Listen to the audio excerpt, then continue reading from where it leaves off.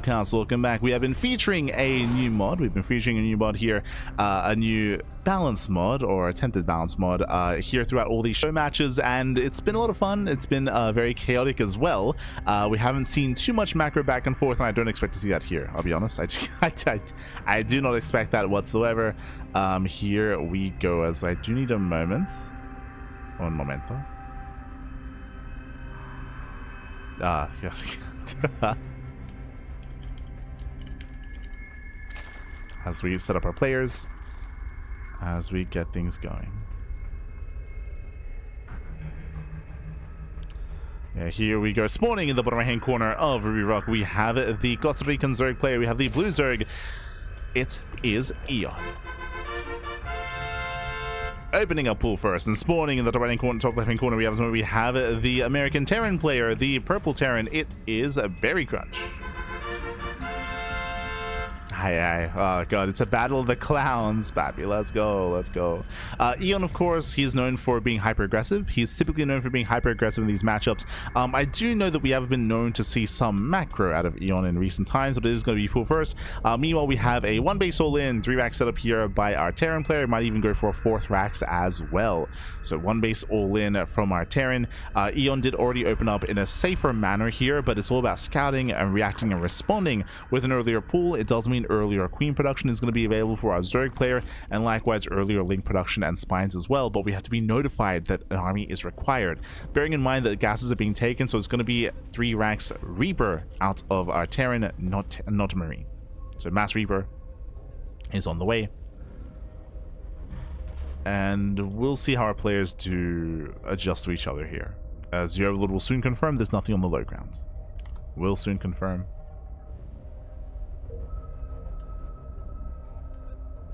As our initial Overlord is going to be bottling in. The Lings are moving out across the map. These Lings will be punished if they get called out by the Reapers. And likewise, we have a full wall here at the ramp as well. So things are looking better here for the Terran. Or maybe Berry are looking better here.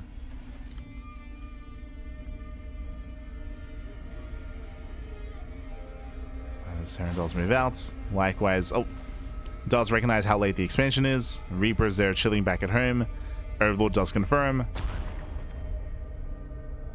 And again, we have a really weird game state. EON, he does pull into gas, he does get link speed, and he's staying in gas. Because he's staying in gas, higher chance we see a Baneless or a Roach Warren. I wouldn't be opposed to either one, seeing a Bane Bust or a Roach Rush. Both are options. Bearing in mind, because of the build here from the Terran player, there is no factory, no Hellions, a Bane Bust is more effective as a result of that, assuming they avoid the Reapers, but we'll see. Oh, that's a Reaper upgrade. Oh. Gonna have to look that up. Un momento. As Reapers, they poke in, they take down the tumor. Dancing with the queens. Link speed is still on the way. It's gonna be all about the control for EON, preserving those queens, pulling back. Does pull back the queen. Does preserve. Very quickly trying to find the Reaper changes. I know there's an upgrade that does bonus damage to buildings, but there's another upgrade as well, right? There's 2. There's enhanced munitions, which does do increase anti-structure damage. And increases damage done by the KDA charge. And the other is U238 shells, which requires a factory. Okay, it wouldn't be that one. Okay. So increased building damage, which, hey, will be effective against spine crawlers. As things move this around, yeah, they come in, they lock down the army. Reapers, they get completely shut down. And Berry, he has to pull out. He has to get the hell out of here. Has to pull away. Remember, there's no follow-up. There's no macro. We do have a CC on the high ground, but a very late expansion. And EON could just drone. We have all that gas. We could have had a Baneless behind this, to be honest. And this is where the Bane Bust could just come in and kill. Double expanding. But what is the purpose of the gas? Now we have it at Roach Warren. Very late Roach Warren here by EON. It's a late Warren. Again, a Bane Bust would have been beautiful here, but not quite seeing it. EON is droning. EON is droning, is saturating. We're going to back off and build up into a longer macro game. I believe the upgrade did complete, which was enhanced munitions.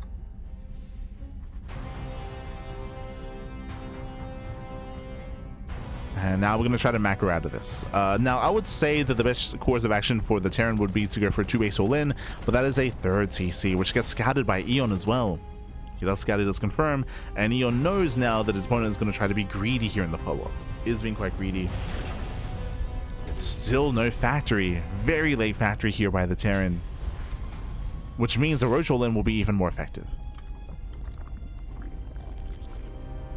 It will hit even harder.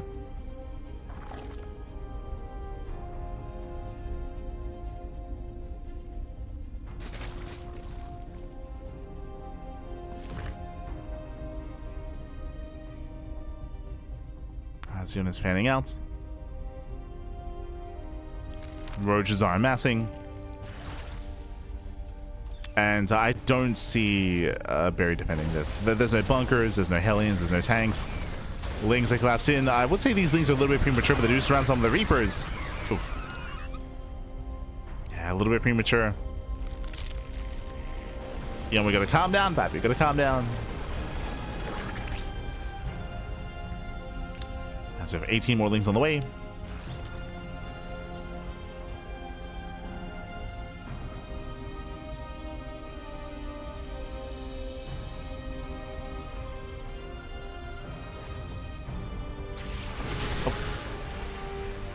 Takes down the Depot.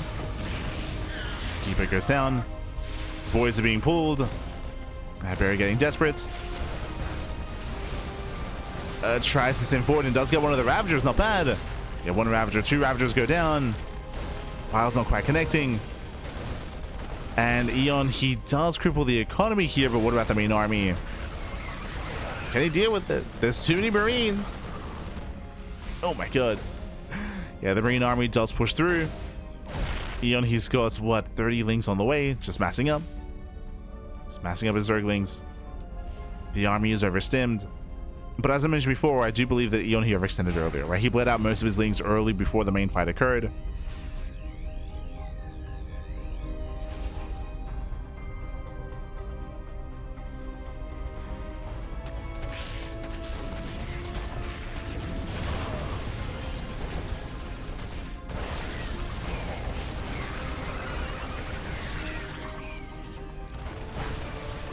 Before the main fight even here, bleeding out more Lings. And behind this, because of the third CC, the longer this game goes on, the better it's going to be for the Terran. Alright, EON's third base is an afterthought here, barely an economy for the Zerg. He was completely all-in, and the all-in failed. Yeah, the all-in failed. EON is now joining up. Late drones, late saturation. Ay, ay, ay.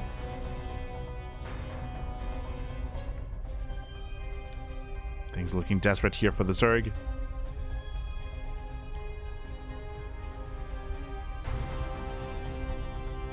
And I'll be honest, this bio army can just stim and win. We can stim and win, Pappy. There's no Banelings, there's no splash damage.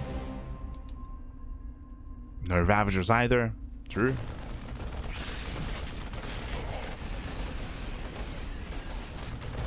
Lings, they do harass. But the army drops in. Yeah, the army drops in, does send forward. Roaches are going down. Oh, it is barely going to be enough though. EON is holding. He's holding onto his main.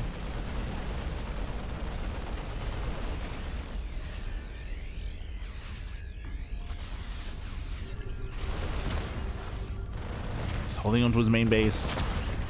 Again, still no saturation at the third. Speaking of, Berry does claim his own.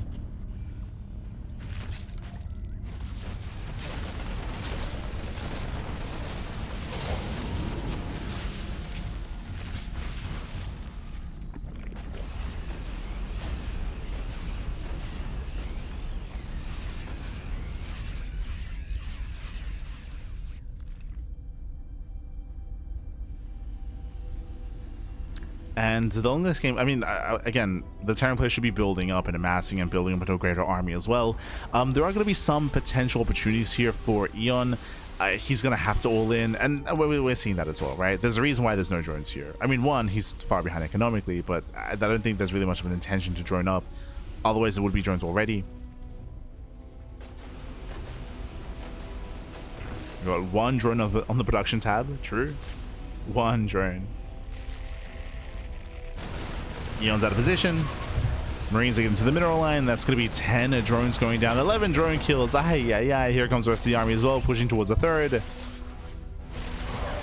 EON's being pulled apart. And EON is completely all in. We're just waiting here for Roach speed. Waiting for speed.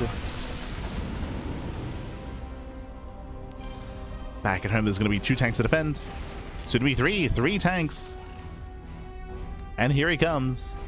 It's all or nothing for EON. He should get the first tank. This one gets both, actually. Yeah, both tanks are down. There's 1 tank left. The Terran army's out of position. Tanks are exposed. EON, he's doing it. He's getting in. And we're going for the base trade. Yeah, we're going for the base. Oh, not quite. 2 of the drops come back home. 1 drop does commit across the map. But EON is already in the bases. He's knocking down that front door. Pushing into the main. Came to the production. He has to get on top of that factory. He has to get on top of the factory here. As EON his reinforcements are being delayed. Ravagers are exposed. Boys are being pulled. And again, it's a messy engagement here for the Zerg. As Roach Ravager is being cleaned up, but he does trade with the SCVs. He trades with the SCVs. 36 SCV kills, catching out all the bio. Marines are sent forward. Gonna be thrown back. And here come the reinforcements. Here come the reinforcements. EON with the comeback, Bappy. Again, 2 base all in. He never did drone up his 3rd base. He just transferred over. Never did drone up. He believed, Bappy. I didn't. I had no faith. It's still getting very messy, though. EON's being forced back. He's down to 28 workers. At the same time, there's 3 CCs and mules as well. There's actually a 4th command center. So the Terran is muling his heart out here at the natural. Can recover. We're getting messy. We're getting very, very messy here. It's hard to call. It's very messy. I kind of want to see infestation pits out of our Zerg player. Like a pit into like 1, 2 infestors. I feel like would go far.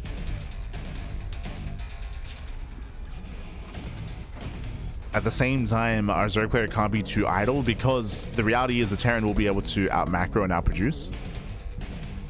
With 4 CCs and with mules, the economy here is actually quite strong for the Terran.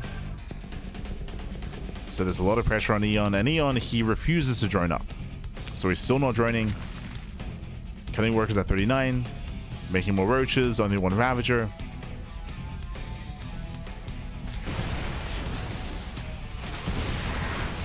Takes down the tower.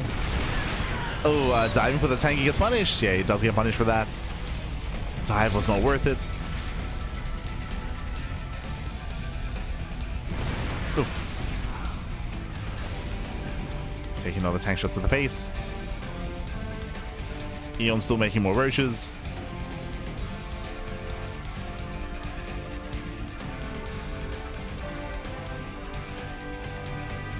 He's still committing.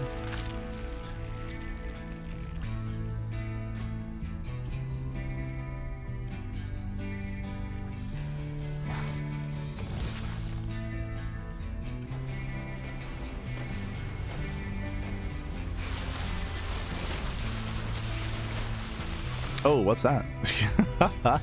That is a... Oh, right. Is that the... Wait, is that the friendly fire tank upgrade?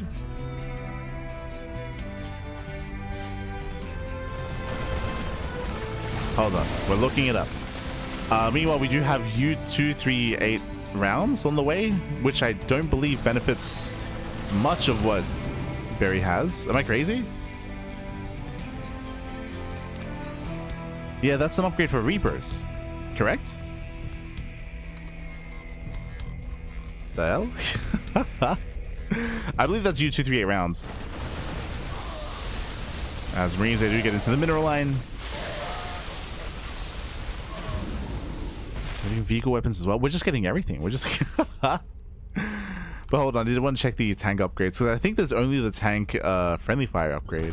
But I could be mistaken. Yeah, that's the Crucio dampener. Crucio. Crucial dampener upgrade. Basically, the upgrade does mean that the tanks do reduce friendly fire. They do reduce friendly fire. I mean, we'll confirm. Yep, U238 rounds. That's Crucial dampener. Yeah.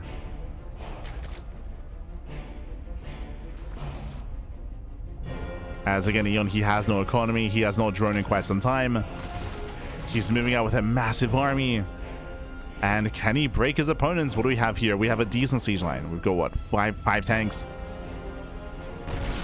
Oh, he's going back into Reaper production. Okay.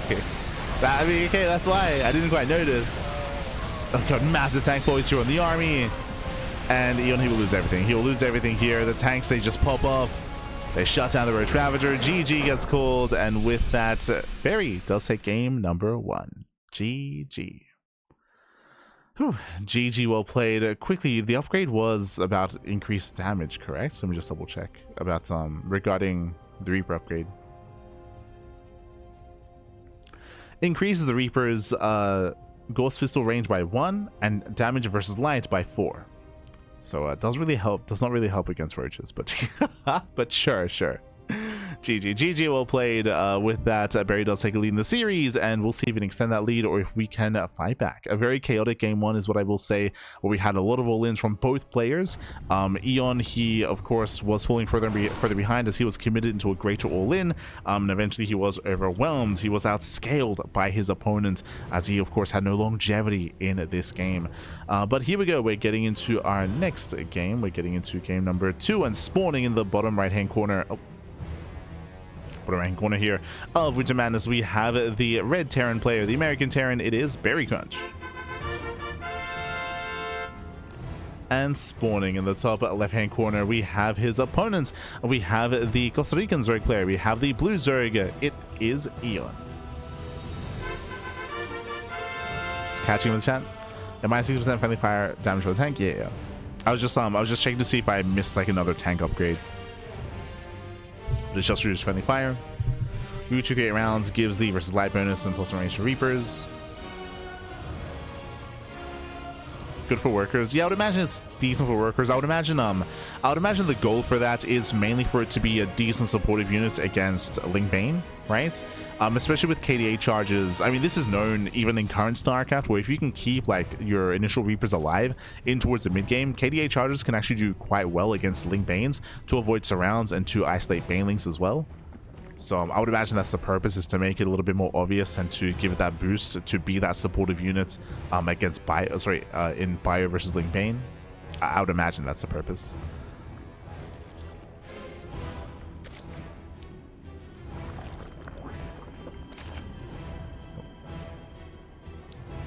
Of course, we didn't see that against roaches, but it's fine. It's fine.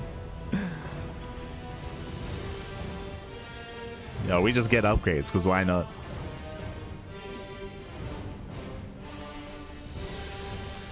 So now we do have our initial openers here. As we are going to be opening up Patch Gas Pool. This time there's no crazy early pool timing like we saw previously. As Queens are on the way. And we're coming down after a chaotic game 1. Even here we have a ranked expand out of the Terran. Last game was a 3-rack Mass Reaper build. So we do shift gears.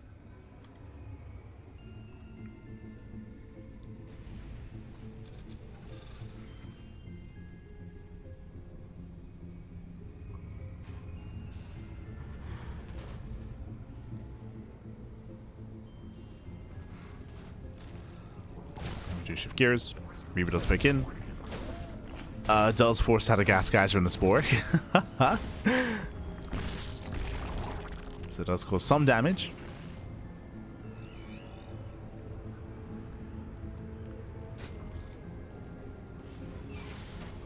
As again, we have a standard follow-up here. We have a 3CC, what looks to be 3CC, potentially Banshee, into Starport play, into a standard game.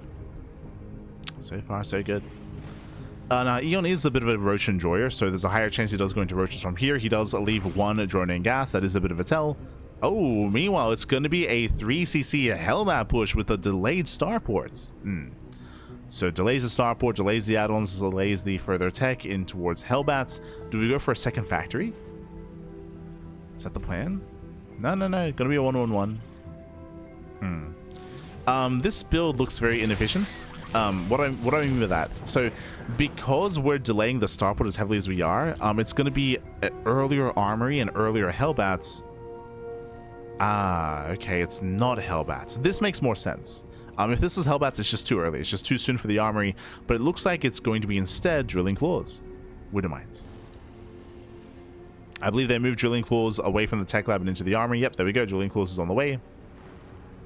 So this does make more sense as a build. But is this worth it against Zerg? Like, typically this would make sense, like, say, for a Widow Mine drop opener against Protoss. But drop play against Zerg is going to be a little bit more difficult to pull off. Well, they're surrounded! Oh, the Hellions get surrounded! We could have morphed in Hellbats, by the way. But the Hellions going to be shut down. Do we force friendly fire? No! Oh, God! No friendly fire, but the SCVs will go down. Thankfully, we do get the unburrow here with the Widow Mines, but every SCV will fall, and this is critical damage already. Oh, my God! Mine shots connect. Widow Mines are revealed, of course, and now EON, he knows. He knows, he's fully aware he should be getting ready for the mines back at home. There's no reason to rush mines like this unless the plan is to mine drop. So EON, he should be getting ready. We should be seeing spores. Drop is moving out, and hopefully EON piece it together here. Again, there's no reason for there to be Widow Mines this early on. Without good reason.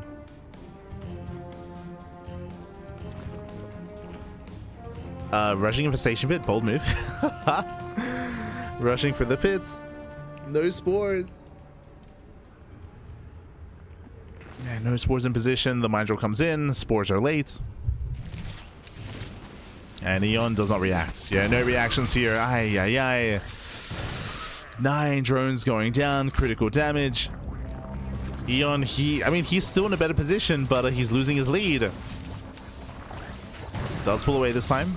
Better reactions in the main. But again, it does look like EON didn't piece together what he had seen across the map, and the mine drop play continues. Mine drops are continuing.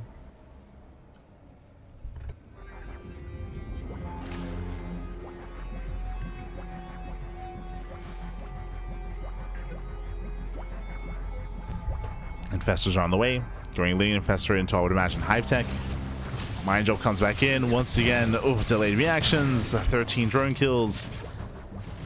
Oof.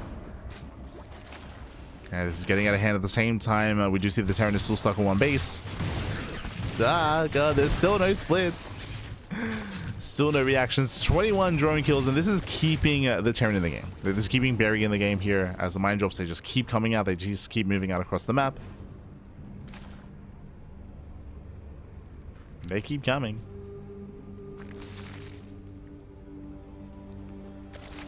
And EON has not been reacting.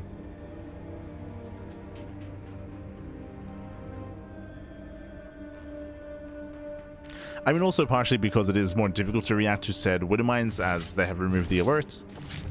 Or the alert when barring. So Widow Mines are even more punishing. Speaking of, oof, it's another 9 drones. Another 9 drones go down. Still not done. Oh God, 18 drones falling. Ay. Fun fact, EON is still ahead, but there should have been a clearer lead here for EON. Zerg players, look away, papi, look away. As the mine drops continue.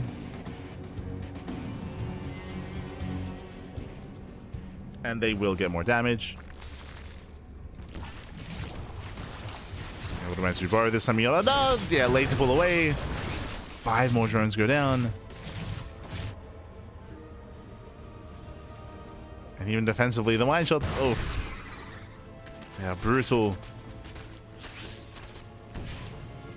It's going mass mine. And EON doesn't have enough to break this. He can land the fungal, true. But he's running out of Zerglings. Fungal does graze the army. We get a bit of a chain fungal here as well. Kills all the Marines. But with the third CC, I would say that, I mean, Berry, he's almost completely caught up. Economically, at least.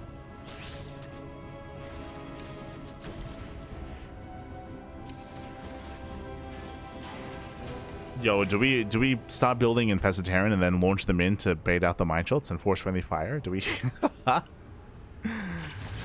Can we finally see some Infested Terran? Gibbs, baby, Gibbs. Ah, we just committed. We just committed. Oh no, the mine shot! Oh my god. Baits out the first mine.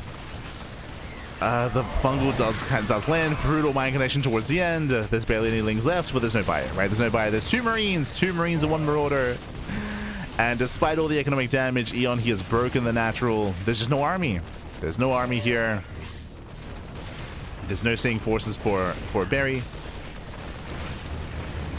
There's nothing here. Another fungal. Oh my god. Another fungal lands at the same time. The mine drops, they did continue. Oh, Infested left idle. Oh no! Yeah, they're being left idle. One fungal lands. Lings, they flood in. There's no more widow mines. Contamination on the factory. Very nice move here. Going for the contamination. And EON, he should still overwhelm. Massive fungal. Lings are flooding in. Another chain fungal as well. There's no medevac support. And with that, EON has done it. EON has broken through. Again, EON, he lost how many drones? Let's see. 68 drones had gone down. It was crazy damage. But remember, at the same time, the Terran was on one base for a long time as well. So it was a very, very, very shaky game there for both players. In the end, though, EON did overwhelm. GG. GG, well played. He could sustain those losses despite there being so many losses. Was still that far ahead. GG. Whew. GG, well played. With that, we have our back and forth. We're getting to game number 3. Let's go. Do Infestors have the Infested Terran ability?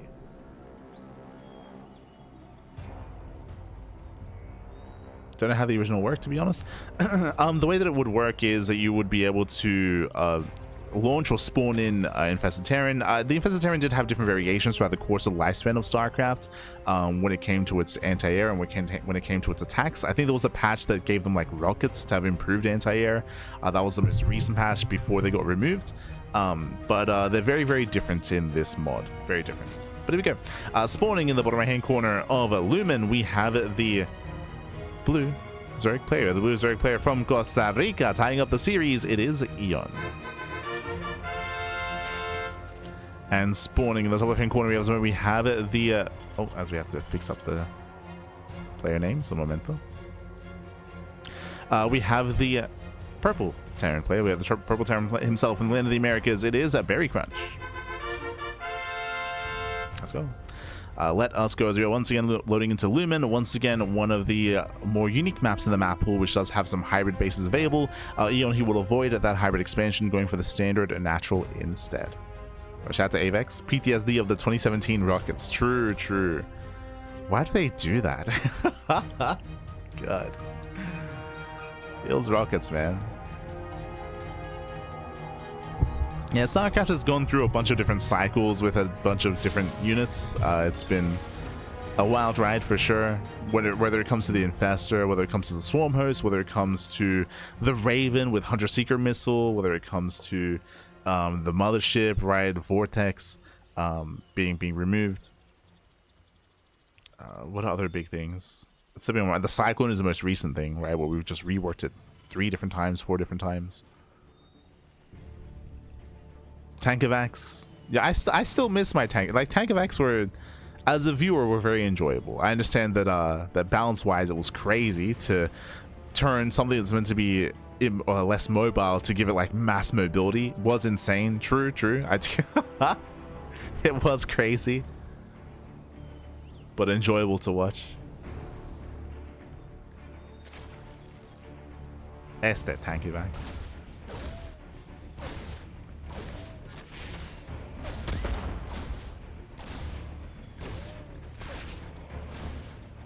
Mothership core, yeah, the The mothership core, the Nexus overcharge, the eventual like someone who thought it was a good idea to have pylon overcharge be a thing, and you saw pylon rushes. Unironically, for those that are newer to StarCraft, you might not know this. Yo, you thought cannon rushes were a thing. We had pylon rushes where you would send the mothership across the map, get pylons, and then overcharge the pylons to just pop off. It was crazy. that was a dark time in StarCraft. The pylon rushes.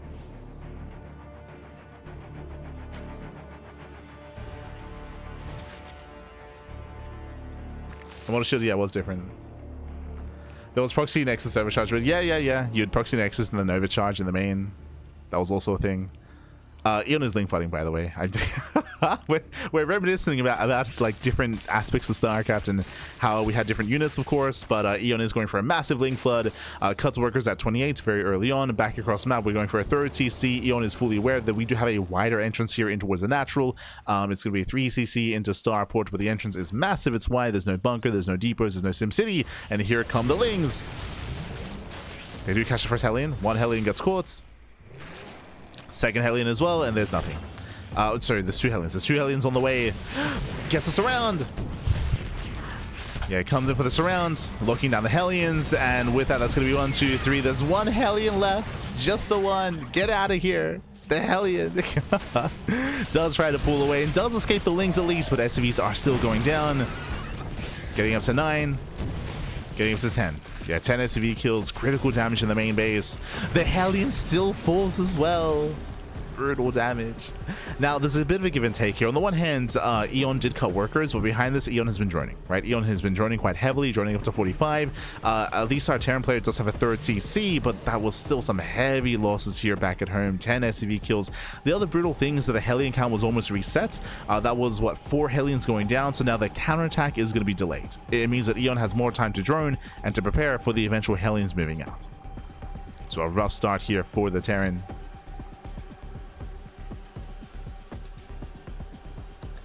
Thank me for the shield batteries. Dave, considering me convincing Blizzard that Starbow has shield batteries to help Protoss's defense over the mothership core.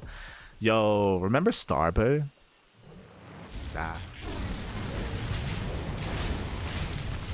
Unfortunately, I mean, we said this before, as geez, the Hellions still pop off across the map. 8 drone kills, very nice damage.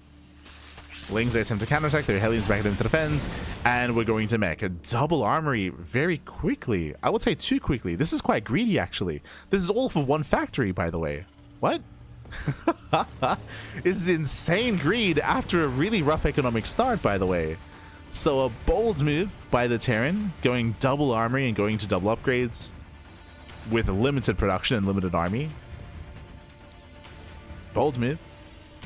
But what I was getting at is, we spoke about this previously, but unfortunately it feels like Starbow was ahead of its time, unfortunately, where a lot of work, a lot of effort was put into it, of course, even tournaments, and it was being showcased as well.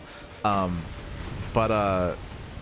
mean, we spoke about this about in regards to custom mods, in regards to 2v2 and team games as well, where at the moment we're in a really unique place in StarCraft where it's allowing for these mods to thrive, specifically for StarCraft Evolution and for 2v2, these different game modes, because there's less incentive, or I should say there's less pressure on players to purely focus on 1v1, right? Whereas I would say that was one of the driving factors to 2v2 and other game modes like that struggling previously, struggling in the earlier years or even in the middle years, just because the reality is that players never practiced, right? Like they never practiced 2v2, even when we had them like in the Shoutcraft clan wars and things of that nature, even when we had 2v2 mixed into tournaments, players wouldn't really practice or learn it or really embrace it, just because like there was so much more money and so much more opportunities to focus on 1v1, right?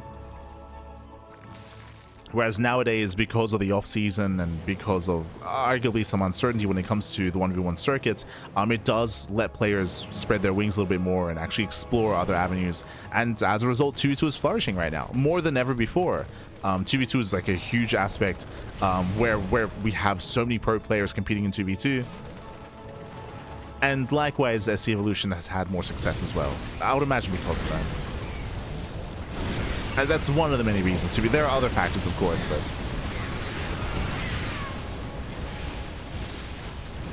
even a mod like this, I don't know if would have had as much attention as Lings. They just collapse in, they just kill everything. Again, the army is quite small here because of the delayed factories out of the Terran. Delayed factories, delayed production, and 9 more CVs go down. But I don't know if a mod like this would have gotten as much attention, you know, in like 2016. I mean, it feels Archon mode, man. Feels Archon mode. Starbird walked so SC Evo could run. Yeah, sure, kind of, sure. Feels Starbird, man.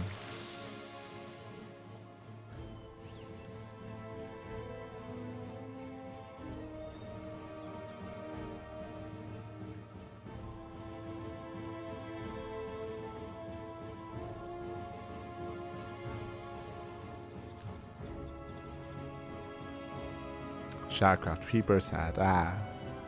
Good times, baby, good times. Good times. As EON does move out, once again, there's barely any army here. We got 3 Cyclones. Oh, let's go, the Infested Terran! Unnecessary, but sure. The Infested Terran, they do spawn in. Oh, they have their rocket animation. Not really, not quite. This is a custom animation, I believe. A little bit more Zergy, I suppose, kind of, when it comes to its anti-air. But regardless, we are going to be breaking on through. Bearing in mind these Infested Terrans, they do not have a timer, but they are dying over time. Massive fungal here on the SCVs. SCVs are going down. The Terrans are waddling in, Pappy. Let's go. Let's go. And GG gets called. EON with style does take game number 3. GG. Again, I don't think even needed them to actually break the expansion or to claim the game here just because it was so far ahead. But with style, we get to see the Infested Terran for the first time tonight. Potentially for the only time, but GG. GG, well played. EON does take a lead. EON playing for the chat. True, he's playing for the chat, Bappy. Letting us see. The Infested is regenning? No. Sorry, I think I misspoke a little bit. In the past, for those who weren't around for the Infested Terran, they were similar to like the Broodlord or similar to the Swarm Host, where the Infested Terran was on a timer, so it would expire and would just die after a period of time. Here in this version of the game, in this mod, it's been changed to the Infested Terran spawns in and is dying over time. The HP is slowly ticking down. It's slowly ticking down until eventually it does expire.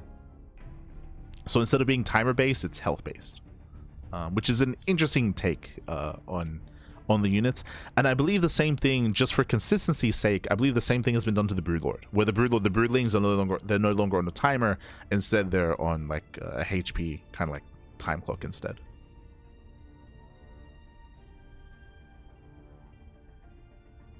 Here we go. Here we go. As we are getting into our next game, as we are getting into game number 4. And spawning in the bottom left-hand corner of Rorschach, we have the purple Terran player, himself.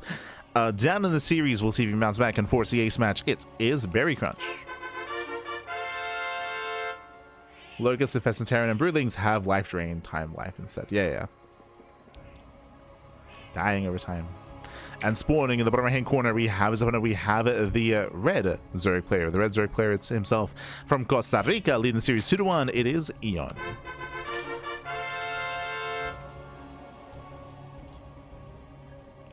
Here we go. But yeah, it's a really interesting take, specifically that the Infestor isn't just... So there's a lot of differences when it comes to the Infested Terran in this variation. It isn't just that they're on that their HP is being reduced over time and they're dying over time, but also the fact that you're using them almost the same way as Scarabs. Where you're building the units, you're building the Infested Terran, and you're holding them inside the Infestor, and you have a cap as to how many you have, whereas previously it was energy based, right? It was energy based, where depending on how much energy you would have, you'd be able to bring them out. It does also mean that that I believe they're going to be safe against EMPs. So if EMPs hit the infestors, they still have something to do, and they can throw down the infested Terran because it isn't spell based, if I'm not mistaken, unless the launch infested Terran is based on energy, which I don't think is the case. I think it's just on a, it's just there. Let's double check.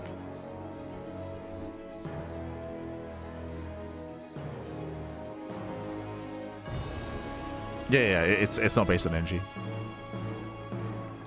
So EMPs will deny fungals and will deny microbial shroud. I mean, microbial shroud isn't a thing, so we'll deny fungals, but it allows the infestor to have some kind of utility, right?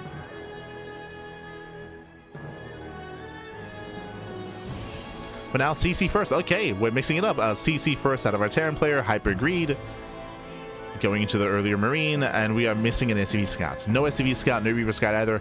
I feel like this is very risky because, I mean, as you've seen in the series, EON is hyper aggressive. EON is very aggressive, he's very cheesy, so skipping out on scouting information against EON is a bold move. It's a very, very bold move. When you set up like this as well, when you go for the low ground racks into factory, this is a special variation, a special build. So CC first into racks into factory. This also means that your production's exposed. It means that if your opponent goes for a roach all in, if they break the natural, they break your production. Whereas typically against a roach all in, you could fall back to your main base, get a bunker on the high ground instead, and defend here at the ramp. But here, that won't be the case. Your production is compromised. And behind this, we're going into a second factory. EON, he stays in gas, he pulls back in, and there's a high chance he's going for a roach rush. So very, very high chance, and I would want to see it. A roach rush would be a way to punish this. Factory going for the add-on swap. EON does confirm. And we're expecting that roach warren. Eyes are on EON. At the same time, EON does not go further into the main, so he's not aware of the mech. He's not fully aware of what's coming his way. Meanwhile, a big shout out to Shakal95 in the chat. God, thank you so much. Thank you so much for subscribing for 3 months. For 3 months with Twitch Prime. Thank you so much. Hope you enjoy the content, the casting, and the StarCraft. Hope you enjoy. Thank you, baby. Thank you. Do appreciate it.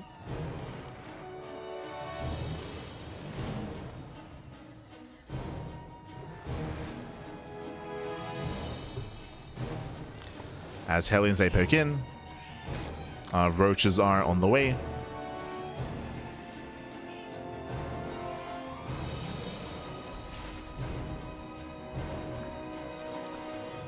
We're building up those roaches, and I want to say that Berry's being hard countered. Like like again, he's rushing into Blue Flame Hellions against roaches. Roaches are on the way, so there's going to be a window in time. True, there's going to be a window in time where these Hellions can hit before too many roaches do pop out. Hellions are going for the dive. Dives into the... Ooh, does attempt to dive. Does pull away. EON chasing. Calm down. EON cannot give chase. Roach Warren is now done, and roach production has begun.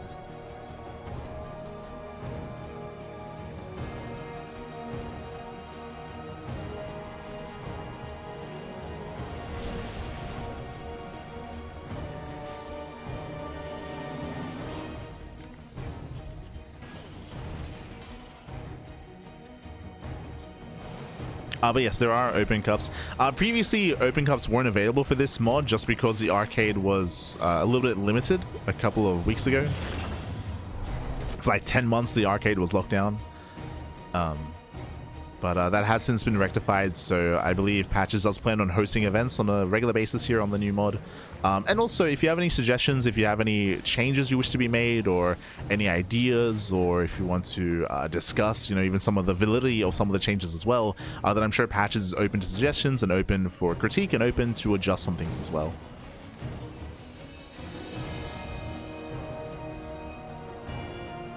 As Patches has been actively working on the mod. Actively working on it. As here comes the Ravager roll in.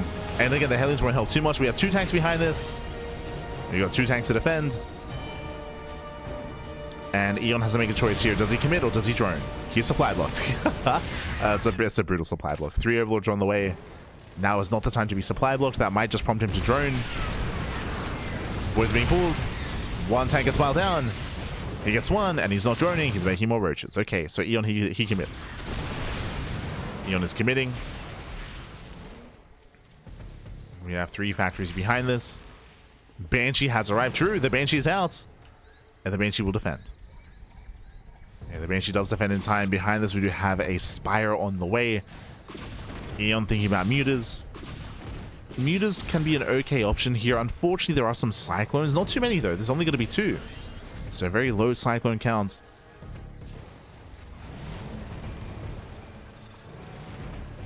We'll see how our Terran does approach this.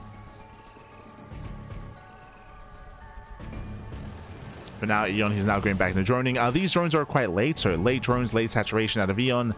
The all-in was unsuccessful. I want to say partially because of EON's supply block. Like, it's brutal to go for an all-in and to be heavily supply blocked in such a way.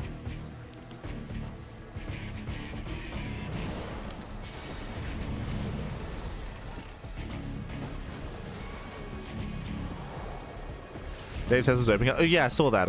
Dave, he hosted an open tournament with the new mod.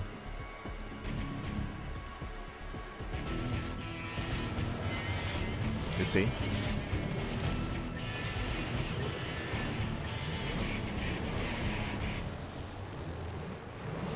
Spare's looking for another way in. Getting his upgrades. I believe is that Hurricane engines? Hurricane. It's back, Pappy. It's back. The Hurricane engines. Oh no. The mass cyclone PTSD.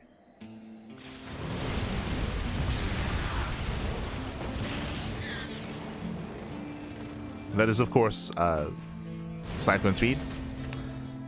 As things that catch up the Hellions, the Mutas are on the way, and how many Cyclones do we have so far? 3. 3 Cyclones, soon to be 5. Scan into the natural. Ooh, did he see the Mutas as they popped out of their eggs? He did. Okay, he did spot them. Turrets are on the way. Clutch scan here by the Terran.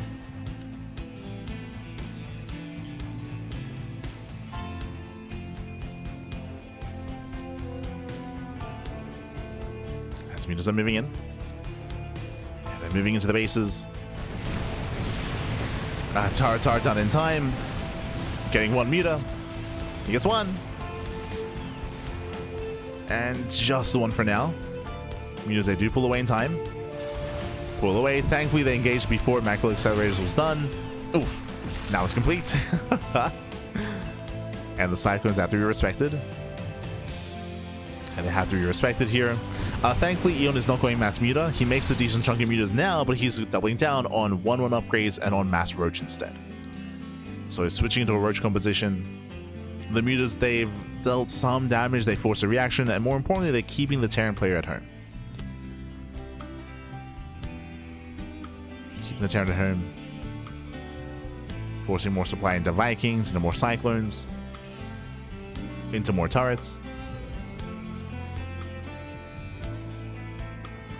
Hydras are going to be on the way. I'm not too fond of the idea of going into Hydra Lurker against Mech. This is where I would have. This is what I would have loved to see in the showcase of the Ravager upgrade and also the Hive Tech Roach upgrade. I feel like against Mech, I feel like it's ideal, right? To be able to have 1 supply of Roaches against Mech. Like, this would be the time. But here we go. The army does collapse in. Gets 1, gets 2 tanks. 2 tanks go down. Bile taking up with the Cyclones. Going for the Banshees. Oh, where's the control? Oh my god. The Biles. The Biles taking up with everything. The tanks with the Banshees. It looks like the third base is being broken. The boys are being pulled into their deaths. And EON has done it. Has broken the third. Will not get into Hive Tech. Will not get into 1 supply Roaches. Feels bad, man.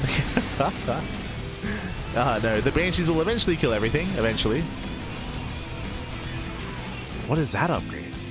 Oh, that's the auto repair. That's like the sprinkler system. That's yo, let's go. For those that are curious, a new upgrade was added here, which is the sprinkler system. It does basically repair buildings and stop them from catching fire. In the late game, this was to replace high-tech auto tracking and neo steel frames. Yo, get the sprinkler systems online, baby. Let's go. But again, neo steel frames, which is armor, which is building armor, was removed. So that was removed just to de-incentivize turtle play, and also high-tech auto tracking, which increased the range of turrets and increased the effectiveness of site defense. Let's go.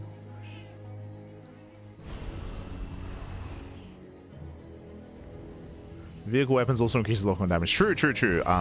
That's another factor here, is that lock-on, it now scales with upgrades. True. Now, can we catch one of these buildings on fire to see it? Can we? No, it's too quick. We're killing the building too quickly, Pat. There it is. Do you see the little... Did you see the little drone? The drone was helping, Pat.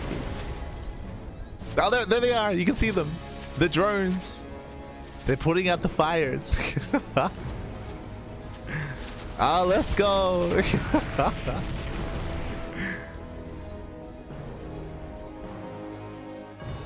Beautiful. Anyway, the third base is broken. Again, EON has broken. Berry did so previously when he pushed up into the third base. Hive is now finishing up. I don't know if we'll see any Hive tech upgrades. I don't know if we need to. But the sprinkler system is popping off. Berry, attack your own building so we can see it again. Can we?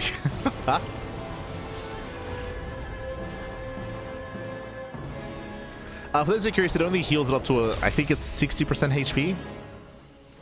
So that will trigger the system to come online.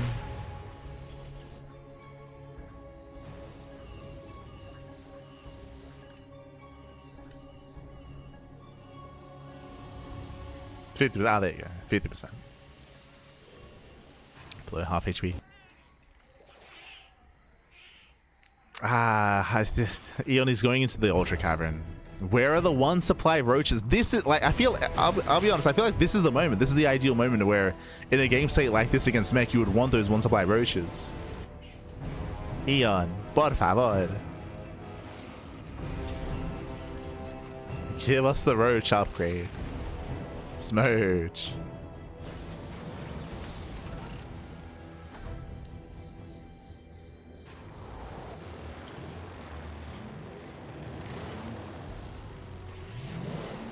We do see Hellions fan out. Gonna be harassing her at the northern base.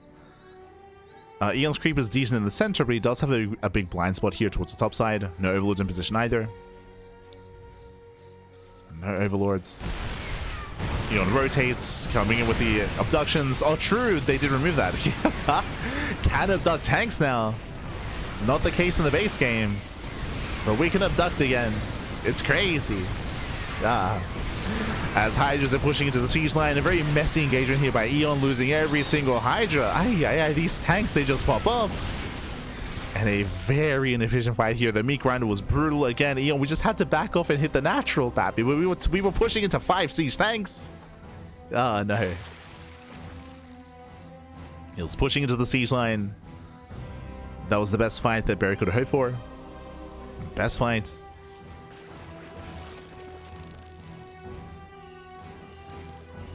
And now the lack of workers and economy is concerning. We only have 73 drones.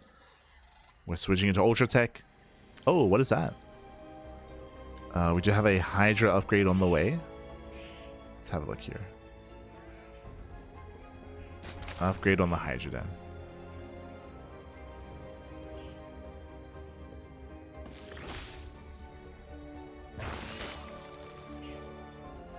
New upgrade, aerial chitin? Aerial chitin? Let's see. Hydras take 2 less damage from attacks by air units. Ah, yes. It'll help against the 3 Banshees. Perfect. Because we need this more than the Roach supply upgrade. True, true. Well, Guillaume's just being efficient, okay? As he now has better angle here on top of the tanks. Nice fighting clouds, getting into 1, 2, 3, 4 tanks. Can he get all 5? Looks like he can. Yeah, much better engagement here. The Ultras, they do push through. Another blinding cloud, covering more tanks. And again, just a much more efficient engagement here from the Zerg. He makes up for the last one. Master repair on the Planetary. Planetary does stand strong. But that's still going to be 21 dead SCVs. Now he's focusing it down. Oh no! More Ultras. More Ultras to revive. Planetary finally will fall. And again, it's just been a rough early game here from the Terran. Contamination, because why not? No. Yo, let's go. Sprinklers, GG gets called, and EON, he will claim the series 3-1, taking down BerryCruncH. GG. Whew. GG, well played. Congratulations to EON. He will claim the series, and we were able to showcase a little bit of the new upgrades and a little bit of the new unit interactions as well. I am a little bit disappointed to see that we didn't quite go into the Hive-Tech Roach upgrades. I feel like this would have been the prime position for that sort of thing. I instead went into Ultras, and we were able to see at least some other upgrades come into play. But GG, well played. And again, a shout out to Patches for hosting the events and also for constructing the mod as well. Maybe not the most balanced of mods, and I don't know if that's necessarily the purpose, to be super serious. It's a little bit more of an ambitious mod. I would not necessarily expect too many of these changes ever to be considered to be added to the base game, but the only reason why I say that is because it's very heavy upgrade dependent.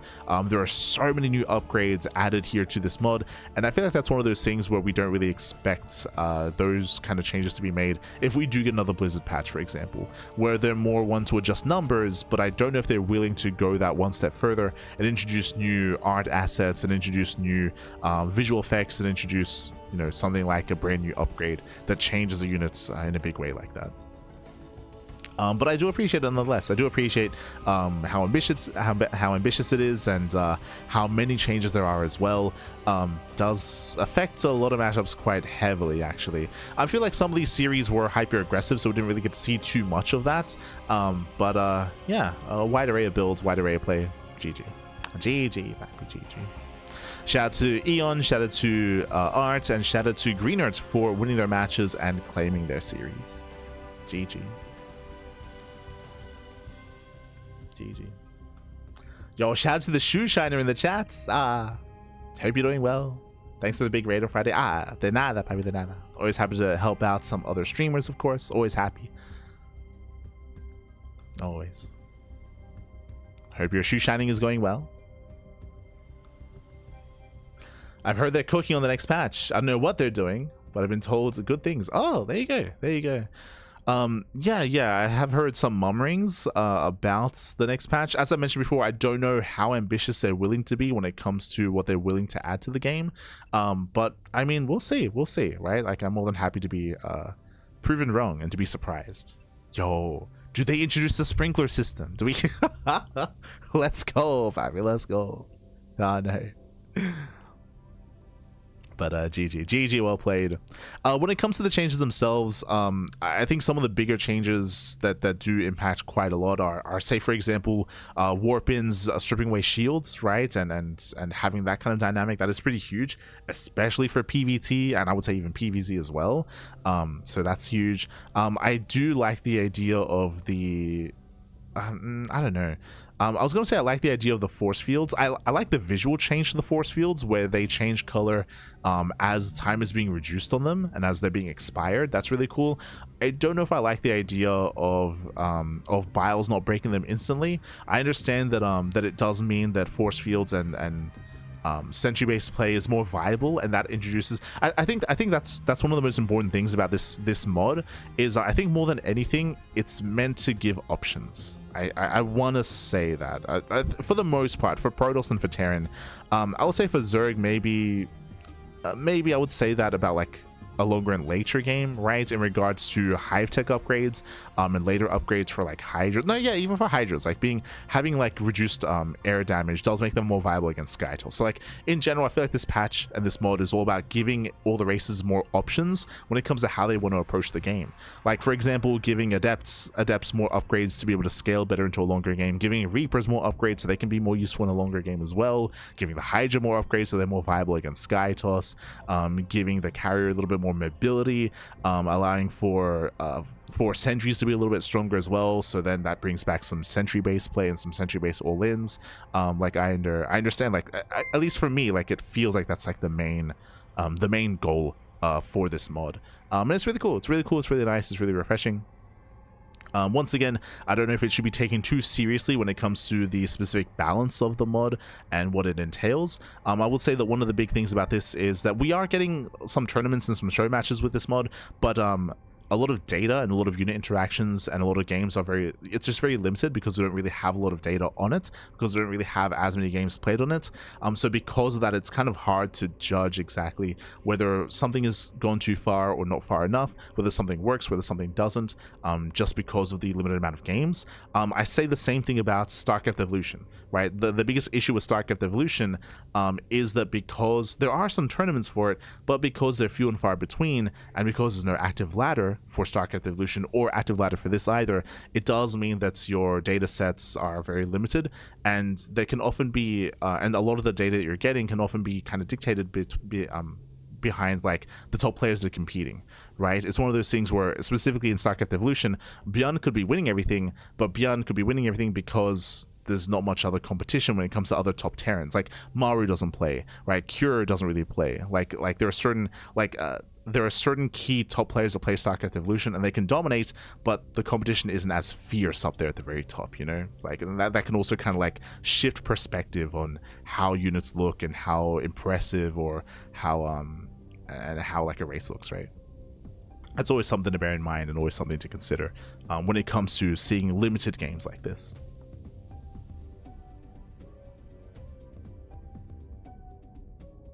Just catching up. Just catching up. I mean, well, yo, big shout out to EON.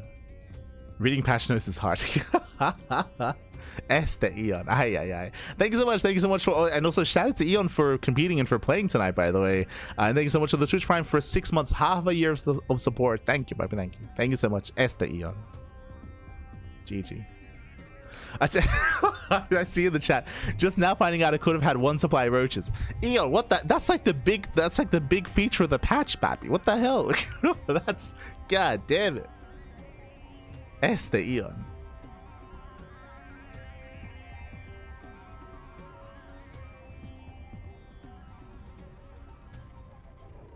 Sorry, I went on a bit of a rant. There's a lot to catch up on in the chat.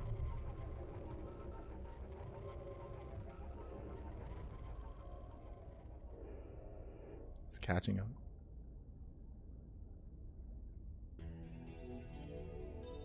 Does contaminate stop the sprinklers? True, that's the real question. That's no.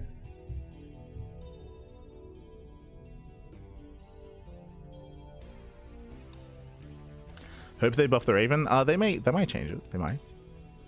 Bring in the sprinklers.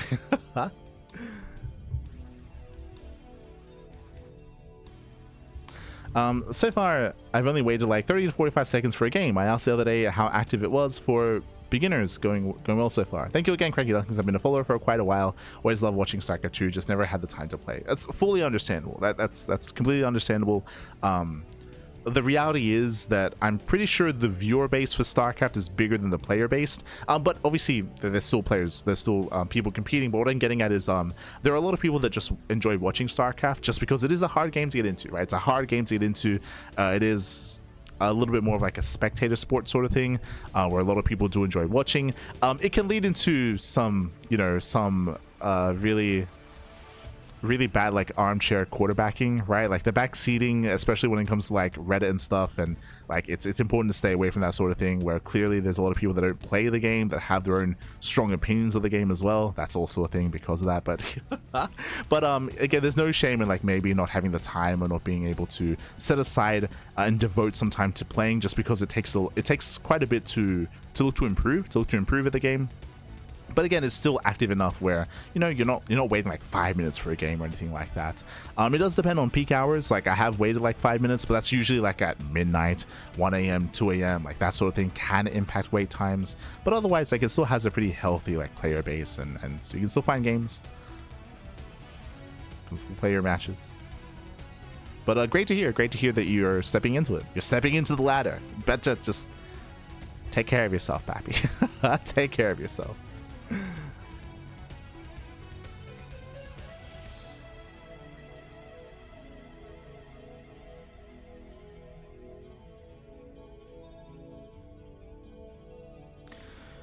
Any good websites or YouTubes out there with build orders, chats? There's a tool called Spawning Tool. spawning tool, I believe, where they do have a bunch of build orders, and they also have, I believe they have like an integrated UI, so you can like play your game, and then on your screen you can see like the timings, and I think like the countdown as well of like when you need to throw down this, when this. So like it's like a little bit of like an in-depth kind of like learning tool, which can be useful. But I don't know how up to date the builds are on spawning tool. That's the only downside, is that of course, the meta does shift and change over time, and sometimes some of these builds can be a little bit outdated. But especially early on, like when it comes like bronze, platinum, diamond, that might not matter. Like you probably still can get away with like maybe an older build and still do quite well with it. Yeah, spawning tool.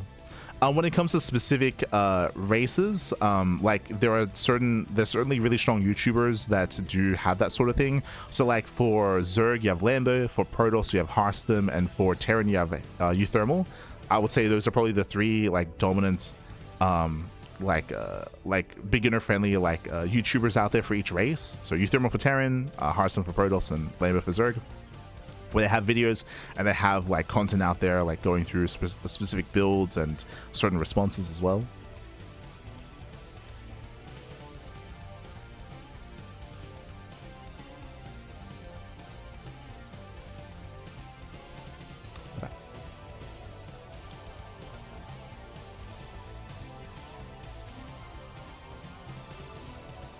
Seems weird to have an auto explode after a few seconds. What military would make that happen? I know.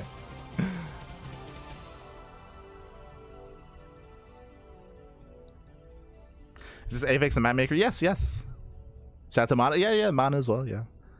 But yeah, Avex, he's the infamous map maker who retired and left us for a long time, but recently came back.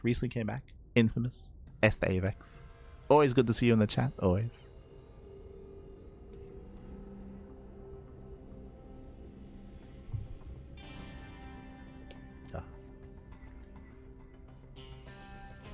And again, we're looking forward to the new TLMC. TLMC was recently announced, or the announcement was announced. So the new Team Liquid map contest is right around the corner. I'm sure Patches and Avex and many others are working on their maps to be submitted. Looking forward to it. Unfortunately, based on the announcement, it looks like it's only going to be 1v1. Like we're not getting like a team game update yet. That might be like an annual thing, sort of thing. So just 1v1 maps.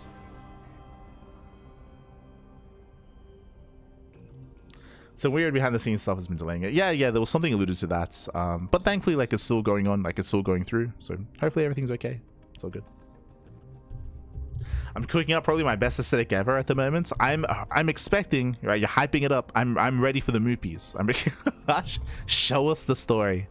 What's going on with the moopies on Avex's map? I'm ready. I'm ready for the biomes. For the moopies.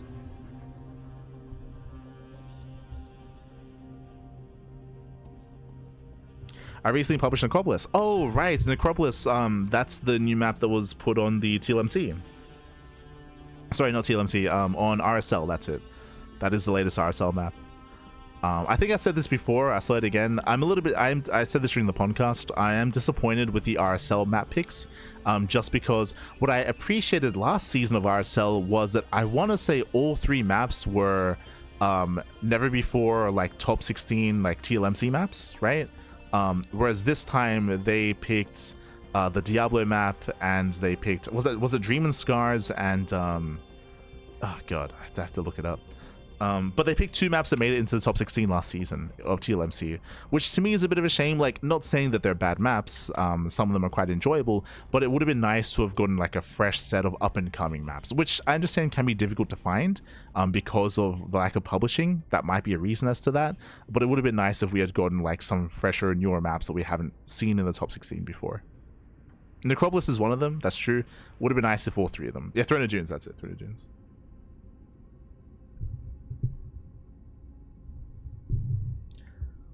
I'm sad that you picked finalists, yeah. Glad they're picking my robbed maps, no complaints from me. Kappa.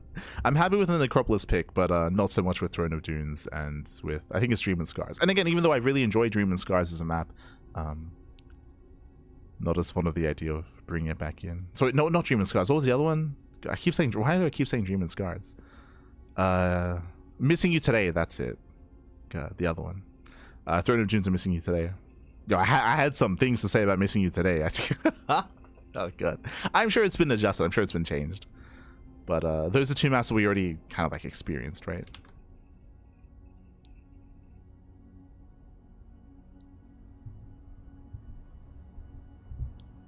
Just because I had finalists in the vote, there was heavy bias in the viewer vote for them. 100%, but they shouldn't have been a part of the vote to begin with, I feel, right? It's like, if that's what we're doing. I got you.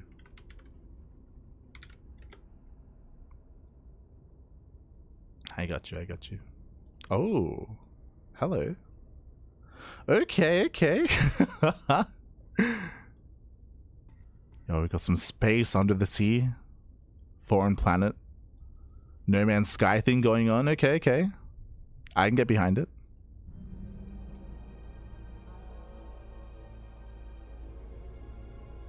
Storm Surge, for example. Yeah, for sure. Regardless, yeah, they went through with it. Based off of Netherstorm and Voidstorm from World of Warcraft. Oh, there you go. Nice.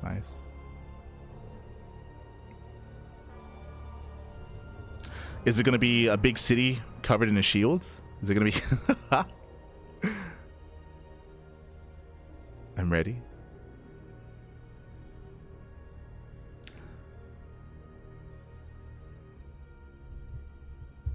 But otherwise, thanks for watching. Otherwise... Fair enough. But yeah, with that, we're going to be wrapping up here for the time being. Again, thank you so much. A big shout out to Patches for creating the mod, for having some fun with this. Shout out to the players, of course, for competing.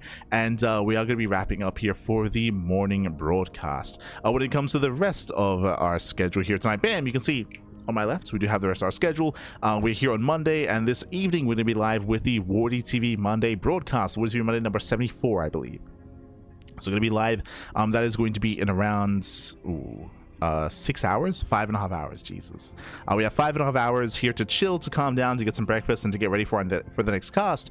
Meanwhile, we have the rest of the week ahead of us. We have the OC Elite Rising Star Tournament. That's going to be tomorrow on Tuesday. We have Pegasus Cup on Wednesday and Thursday. We have the Pondcast on Thursday as well. We have SCL, StarCraft Evolution, Code for Giants Cup, MSO, and STC. Plenty of content, plenty of StarCraft is ahead of us here as always. We're live on a daily basis, and as you can see, we're live multiple times a day. There's also another event here that is unannounced. We will be confirming that soon, but do expect another event on Wednesday. We should be having another evening broadcast soon to be announced. We're gonna get ready for that as well. True. But do look forward to that. That is going to be Wednesday evening. Might actually even be on a different platform. True, we might not be able to stream that on Twitch, but do look forward to that nonetheless, and we'll probably have a rebroadcast of that on Twitch afterwards, after the fact. But definitely, again, something to look out for. Otherwise, we're going to be wrapping up here for the time being. And shout out to Patches. I don't know if we'll be able to cover much of Patches events in the future. We'll try to. Our schedule is just really busy, and especially when it comes to early morning. I know that Patches does typically host his events at a more NA-friendly time slot and time zone, which makes perfect sense, and when maybe not necessarily available at that time. But we'll do our best. We'll do our best as we're catching up with all the otherwise missed out on casts from weeks past. But otherwise, with that, we're going to be wrapping up. Just catching up. Will this be hosted on YouTube? Yes. Exclamation mark YouTube in the chat. We actually stream on YouTube at the same time. So if you maybe missed something live, and if you want to watch the VODs, then YouTube is the place to be. As under the live tab, you should see every single broadcast that we do have. So everything is live casted on YouTube, and everything is stored on YouTube as well. It's all there. It's all there on YouTube. Can check it out.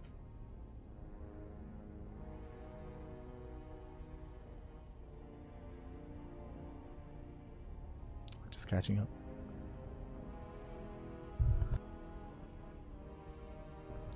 But with that, thanks for watching. Thanks for tuning in, and we'll see you guys later on tonight, this evening, for the Wardy TV Monday, or tomorrow for OSC Elite. We'll see you then. Either tonight or tomorrow. Until then, thanks for watching. We'll see you guys next time. Ciao, papi, ciao. See you next time. Hasta luego.